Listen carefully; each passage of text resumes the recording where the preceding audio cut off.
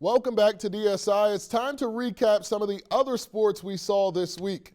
Sussex Central softball came into Tuesday afternoon as one of the top offenses in the entire state of Delaware up against Lake Forest. Now, this was a defensive battle early on. Peyton Moore striking out the batter with one on. Madge Layfield saying, hey, I can do that too. She catches the batter swinging to end the first scoreless. The Knights lead the state with 12 runs a game, and they get the bats going in the second. Kaylee Verasco slapping a double in the left, bringing home Ariana Burdell to take the 2-run lead in the second. Jump ahead to the fifth. Caitlin Evick, one of the top power hitters in the state, and she's sending one out of the park. The Knights lead 4-0, and from there, all's Central, namely their freshman ace on the mound. 16 strikeouts, Brandon. This girl's just a freshman, Trey? 16 strikeouts for the freshman. Central holding on for the 4-0 win over Lake. I'm just trying to get through every out one by one, making sure that I'm doing my job as well as my team. It feels good because then it kind of relieves some of the pressure off of me, knowing that my offense is working just as hard and working harder than me sometimes, and it helps, gets the stress off of me. Madge Layfield, look out for her in the next coming years. Also Tuesday, great field hockey matchup in Princess Anne. Washington hosting Bennett. McKenna Horner with the shot, but Sierra Hurley with that rejection. What a play by the Clipper keeper, but they couldn't keep Washington at bay for long. Ball goes to Natalie Watkinson. She knocks it home in the second period. Washington had control of this one from the get-go, and the goals kept on coming. More pressure in front of the cage. Horner there to redirect this ball in, and the Jaguars take that 2-0 lead thanks to the defending Bayside South Player of the Year. How about Kaylee Matthews adding another in the final minute as Washington takes this one 3-0 for seniors like Kelsey McIntyre. It was their final game down in Princess Anne. We're really just like a big family. Like everybody knows each other. Everybody's like really close to each other.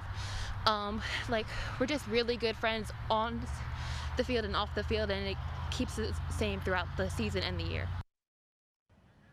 Parkside boys soccer still navigating this spring unbeaten. They face one loss to Decatur on Wednesday. That shot attempt turned away by the Parkside defense. They've given up just 2 goals through 8 games. Now the Rams offense also superb. They kept the pressure up, but Decatur keeper Aiden Jones doing all he could to keep them off the board. A bunch of saves in the first half for Jones, including those 2. But Parkside would break through as the first half came to a close. Off the free kick, Lucas Ingley, check him out. He's going to settle it in the box and get a foot on it and put it into the corner of the net.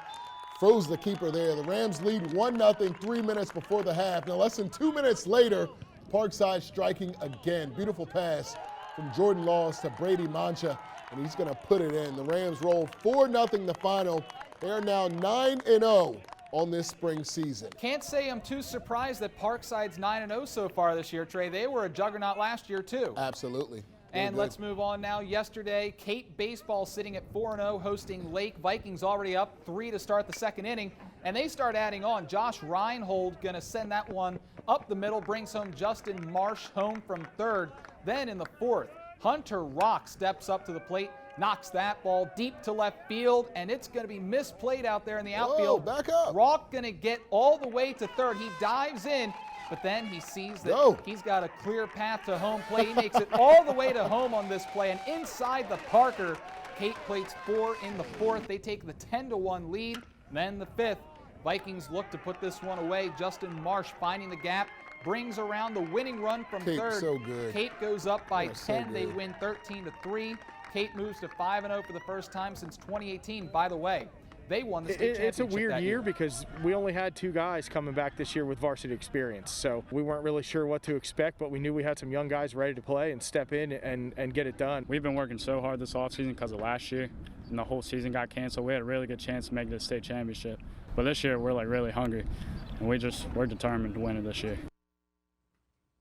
All right, stay right there. When we come back, a mother's cry for help. More on a Cambridge family's journey to get justice for their loved one. I am McKenna Horner with the Washington High Jaguars, and you're watching Delmarva Sports Insider.